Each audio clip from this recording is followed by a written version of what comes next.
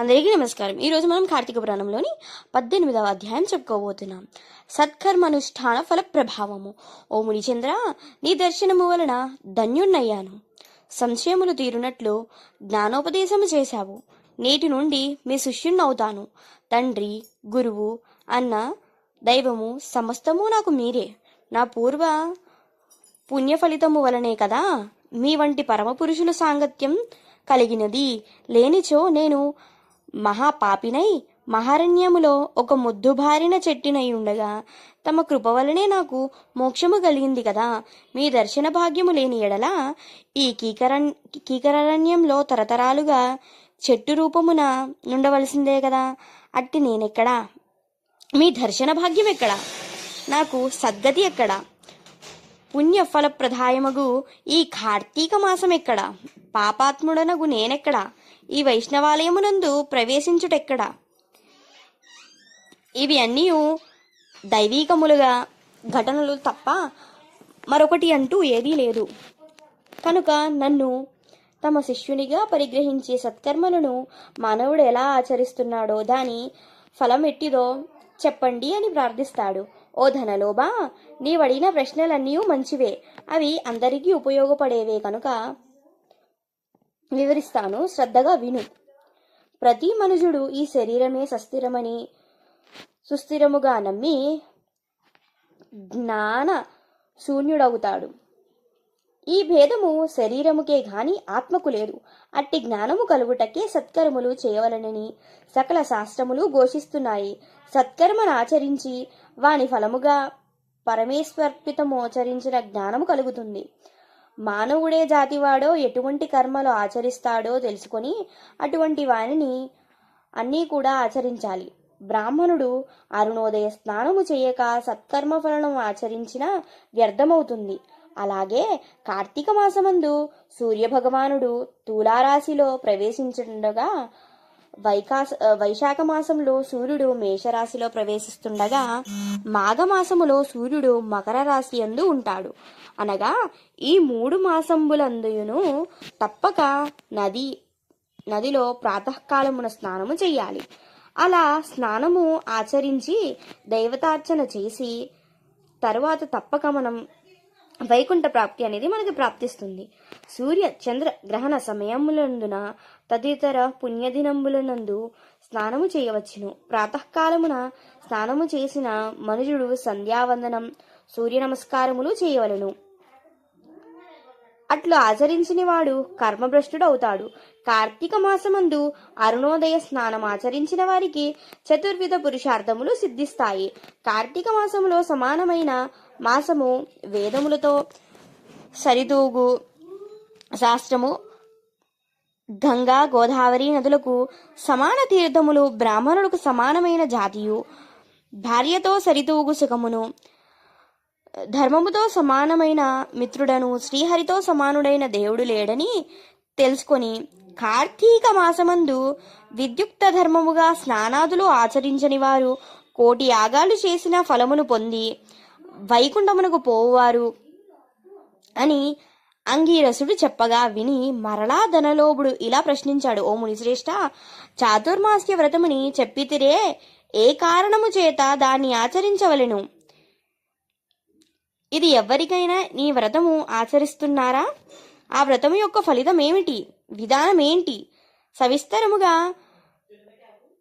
విశదీకరింపునని కోరాడు. అందులకు అంగీరసుడు ఇలా చెప్పాడు. ఓయి విను. చాతుర్మాస్య వ్రతమునకు శ్రీ మహావిష్ణువు మహాలక్ష్మితో ఆషాఢశుద్ధ ఏకాదశి దినమున పాలసముద్రాన శేషుని పాన్పుపై శయనించి కార్తీక శుద్ధ ఏకాదశి నాడు నిద్ర నుండి లేచును. ఆ 4 మాసములకే చాతుర్మాస్య వ్రతమని పేరు.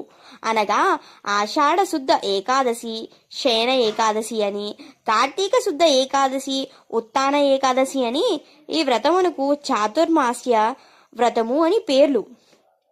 ఈ 4 మాసములలో శ్రీహరి ప్రీతి కొరకు స్నాన దాన జప తపాది సత్కర్యములు చేసినచో పూర్ణ ఫలము కలుగుతుంది. ఈ సంగతి శ్రీ మహావిష్ణువు వలన తెలిసికొంటిని, కానీ ఆ సంగతులు నీకు తెలియచేయుచున్నాను. తొలి కృతాయుగమున వైకుంఠమునందు గరుడ గంధర్వాది దేవతలచే వేదముల చేత సేవింపబడుచున్న శ్రీమన్నారాయణుడు లక్ష్మీదేవి సమేతుడై సింహాసమున కూర్చుండి ఉండగా ఆ సమయమున నారద మహర్షి వచ్చి పద్మనేత్రుడను చతుర్బాహుండను కోటి సూర్య ప్రకాశవంతుడను అగు శ్రీమన్నారాయణునకు నమస్కరించి ముకిలిత హస్తాలతో నిలబడి ఉండెను. అంతా శ్రీహరి నారదుని గావించి ఏమీ తెలియని వాడివలే మందహాసముతో ఇలా అన్నాడు. నారద, నీవు క్షేమమే కదా? త్రిలోక సంచారివైన నీకు తెలియని విషయములు లేవు. మహామునులు సత్కర్మానుష్ఠానములు ఎట్టి విఘ్నములు లేక సాగుచున్నాయా? మానవులందరూ వారికి విధించబడిన ధర్మములను ఆచరిస్తున్నారా? ప్రపంచమున ఏ అరిష్టాలు లేక ఉన్నాయి కదా అని కుశల ప్రశ్నలు అడుగుతాడు. అంత నారదుడు శ్రీహరికి ఆదిలక్ష్మికి నమస్కరించి, ఓ దేవా, ఈ జగంబున నీవెరగని విషయమంటూ లేవీ లేవు. అయినా నన్ను అడుగుతున్నావు.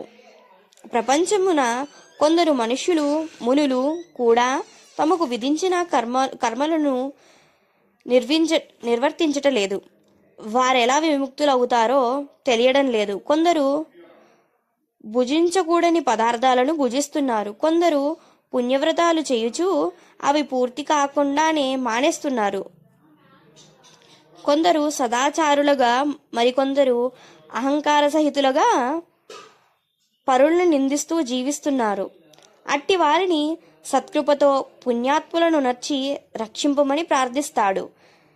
జగన్నాటక స్తోత్రధారుడైన శ్రీమన్నారాయణుడు కలవరపడి లక్ష్మీదేవితో, గరుడ గంధర్వాది దేవతలతో వేల కొద్దీ మహర్షులున్న భూలోకానికి వచ్చి ముసలి బ్రాహ్మణ రూపముతో ఒంటరిగా తిరుగుతాడు.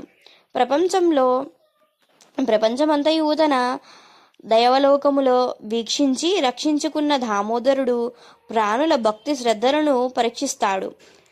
పుణ్యక్షేత్రములు, పుణ్యనదులు, పుణ్యాశ్రమాలు తిరుగుతాడు. ఆ విధంగా తిరుగుచున్న భగవంతుణ్ణి గాంచి కొందరు ముసలివాడని ఎగతాళి చేశారు. మరికొందరు ఈ ముసలివానితో మనకేమి పని అని ఊరుకున్నారు. కొందరు గర్విష్ఠులై, మరికొందరు కామార్తులై శ్రీహరిని కన్నెత్తి అని కూడా చూడలేదు. వీరందరినీ భక్తవత్సలుడు శ్రీహరిగాంచి వీరినెట్ల తరింపజేయాలి అని ఆలోచించుచు ముసలి బ్రాహ్మణ రూపములను విడిచి శంఖ చక్ర గదా పద్మ కౌస్తుభ వనమాల్యాద అలంకారుడై నిజరూపము ధరించి లక్ష్మీదేవితోడను భక్తులతోనూ ముని జన ప్రీతికరమగు నైమీసారణ్యమునకు వెళ్తాడు. ఆ వనమందు తపస్సు చేసుకొనుచున్న మునిపుంగవులు స్వయంగా తమ ఆశ్రయములను కరుదెర్చిన సచిదానంద స్వరూపుడగు శ్రీమన్నారాయణుని దర్శించి భక్తి శ్రద్ధలతో ప్రాణమిల్లి అంజలి ఘటించి ఆదిదేవతములగున లక్ష్మీనారాయణ ఇలా స్తోత్రము గావించిరి. శాంతాకారం భుజగశయనం పద్మనాభం సురేశం విశ్వాకారం గగనసుదృశ్యం మేఘవర్ణం శుభాంగం లక్ష్మీకాంతం కమలనయనం యోగి హృద్యానగమ్యం వందే విష్ణుం భవభయహరం సర్వలోకైకనాథం లక్ష్మీం క్షీరసముద్రరాజతనయాం శ్రీరంగధామేశ్వరీం దాసీభూత సమస్తదేవవనితాం లోకైకదీపాంకురం శ్రీమన్మత్కటాక్షలబ్ధ విభవ బ్రహ్మేంద్ర గంగాధరం త్వాం త్రైలోక్య కుటుంబినీం సరసిజాం వందే ముకుంద ప్రియాం. 18వ అధ్యాయం 18వ రోజు పారాయణం సమాప్తం. జై శ్రీమన్నారాయణ. నమః పార్వతీపదయే హర హర మహాదేవ శంభో శంకర. చూశారు కదండి ఈ అధ్యాయం ఎలా అయితే పూర్తి చేసుకున్నామో మరిన్ని అధ్యాయాలు మనం ఈ కార్తీక మాసం అంతా కూడా పూర్తి చేసుకోవాలని కోరుకుంటున్నాము. అలాగే ఈ పురాణాన్ని మీరు విని ఇతరులకు షేర్ చేసి మీరు ఇతరులకు షేర్ చేయాల్సిందిగా కోరుకుంటున్నాం.